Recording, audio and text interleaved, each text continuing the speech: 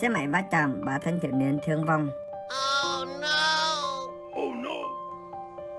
Một vụ tai nạn giao thông nghiêm trọng được camera hành trình của chiếc xe ô tô ghi lại và chia sẻ trên mạng xã hội cho thấy chiếc xe máy do 2 nam thanh niên điều khiển không đội mũ bảo hiểm di chuyển với tốc độ cao trên đường 389B, đoạn qua xã Hiệp Hòa, thị xã Kinh Môn, tỉnh Hải Dương.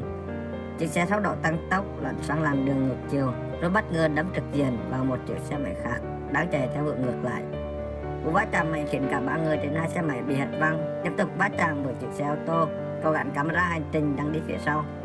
Vụ tai nạn khiến 1 người tử vong, 2 người bị thương nặng, hiện đang cấp cứu tại bệnh viện.